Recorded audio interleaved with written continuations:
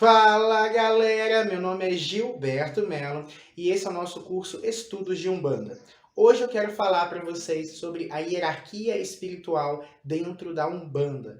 Como a Umbanda enxerga Deus, os orixás, os guias, os santos, como os umbandistas enxergam as divindades, como o umbandista enxerga a autoridade sacerdotal, como a Umbanda enxerga ali a alma ancestral.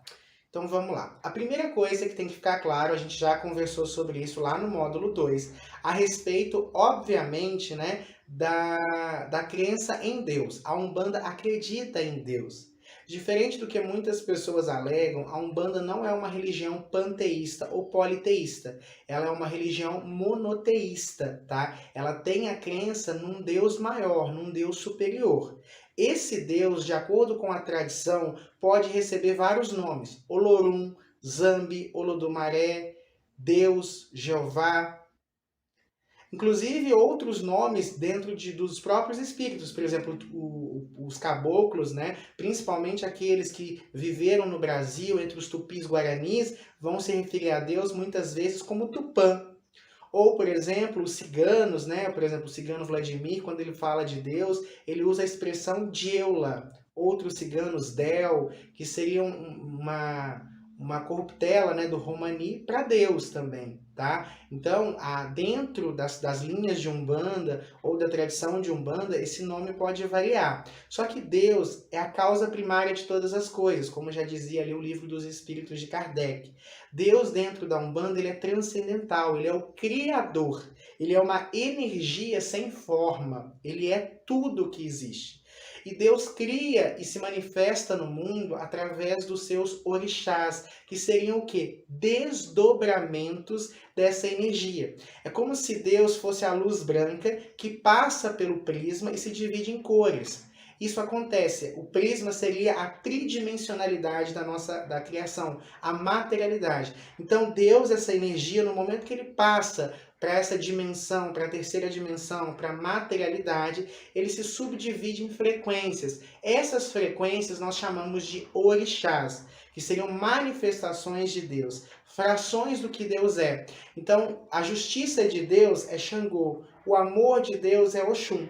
Então, os orixás, eles são isso, eles são manifestações diversas de Deus, tá? Então, dentro da hierarquia de Umbanda, nós temos Deus, abaixo de Deus, os orixás, a quem nós acessamos mais diretamente. Então, é claro que no momento que eu estou cultuando a Oxum, eu estou trabalhando uma fração de Deus. Eu estou me conectando a Deus, tá? Então, os orixás, eles são isso, são as manifestações, são as energias de Deus. Abaixo dessas energias, nós temos os guias espirituais, ou falangeiros dos orixás. Então, esses guias são espíritos humanos ou naturais. Os espíritos naturais são aqueles que não viveram uma experiência na carne como humanos, são elementais, são seres encantados, como nós chamamos. E eles fazem parte dessa hierarquia. São esses espíritos que nós recebemos no terreiro. Então, ninguém incorpora Yansan no terreiro. Nós incorporamos espíritos falangeiros que manipulam essa energia. Tá? Ninguém incorpora Oxum no terreiro. Nós incorporamos falangeiros de Oxum. Então, os espíritos seriam esses seres de luz que viveram na Terra ou não, mas que apresentam um grau evolutivo amplo e vêm nos auxiliar. O Babalaô, o pai de santo, a mãe de santo, a Ialorixá ou o Babalorixá, o cacique ou o zelador, são vários nomes que definem ali, de acordo com a tradição, o sacerdote da casa. É um ser humano, é um espírito falho, em processo encarnatório, que tem uma missão de sacerdócio. Então não é qualquer pessoa que pode se tornar um sacerdote, tá? É uma missão. Tanto que o chakra coronário de um sacerdote de Umbanda, ou de um sacerdote de modo geral, um padre, um pastor, né, um monge, ele é maior. Então, isso é arbitrário, tá? Mas vamos imaginar que o chakra coronário de alguém é desse tamanho, o de um sacerdote é desse. Por quê? Porque todos os filhos de santo de um sacerdote estão conectados a ele. Então a coroa dele é propícia para receber conexões, não só com Deus, com seus orixás e com os numerosos guias que acompanham um sacerdote de Umbanda, tá? Geralmente o sacerdote ele tem conexão com mais espíritos pela natureza da profissão espiritual dele. Então, por exemplo, vamos imaginar, o presidente, por exemplo, ele não anda na rua de qualquer jeito, ele precisa de seguranças. O sacerdote, como ele trabalha, né, fazendo o bem, ajudando muitas pessoas, os obsessores, quiumbas, magos negros, têm um ataque mais concentrado nessas pessoas. Por isso eles têm mais proteção espiritual. Então, se um médium normal costuma ter até 3 pombagiras, ou Exus ou outras entidades, o Pai de Santo pode ter até 7. Não quer dizer que o Pai de Santo vai incorporar 7 entidades de uma mesma linha. Quer dizer que elas vão estar relacionadas a ele, protegendo, vindo quando se faz necessário e realizando trabalhos específicos, tá?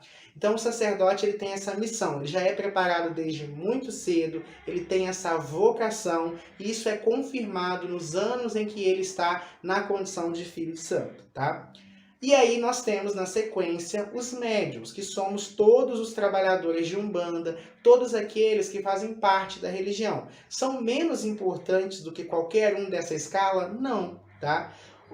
O orixá, ele habita em você, Deus habita em você. Então, o topo da pirâmide, que é Deus e você, na verdade, estão nessa frequência, são a mesma coisa. Nós somos tudo.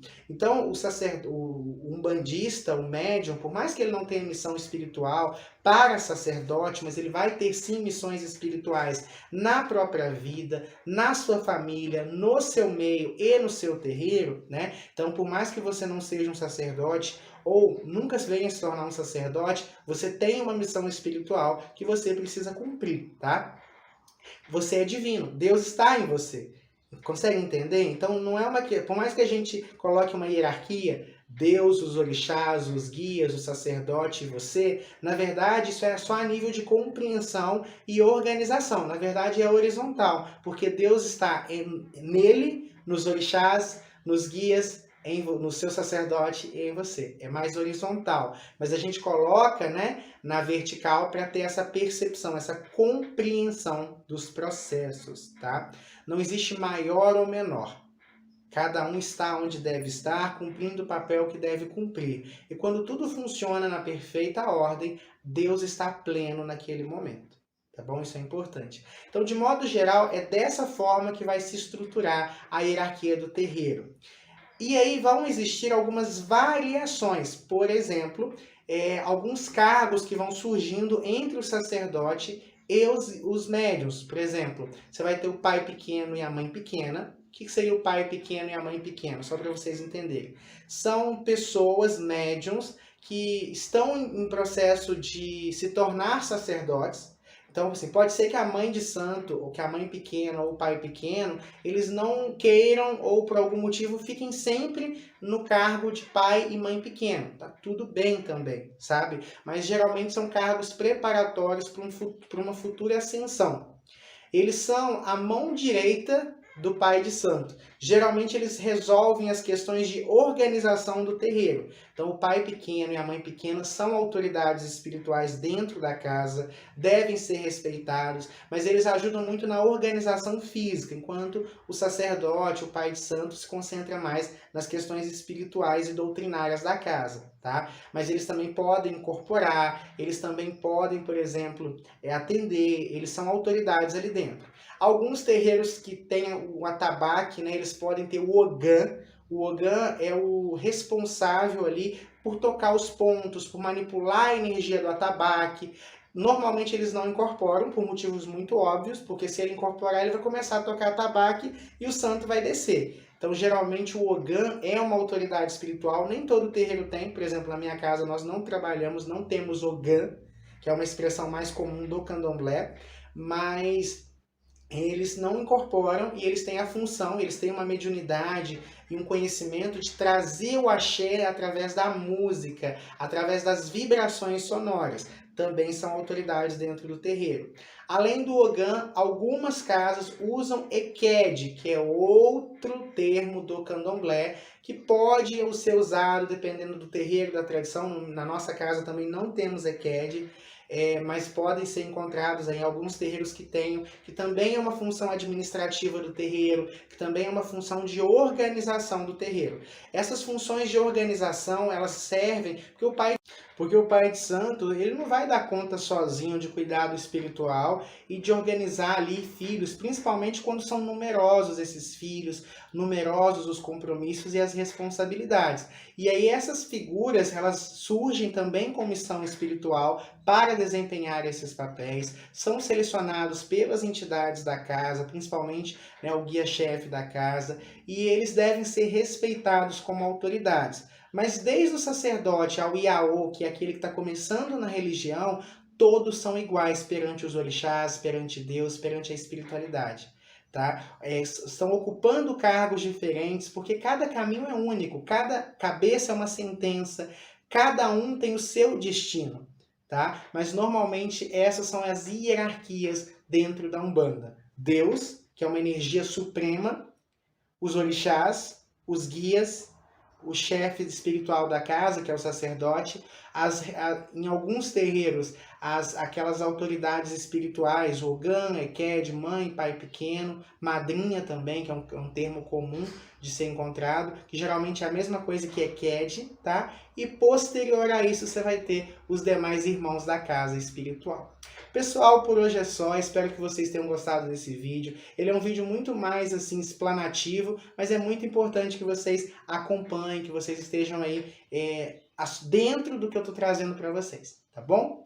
Pessoal, muita luz, muita paz, muito equilíbrio e eu vejo vocês na próxima aula. Tchau, tchau!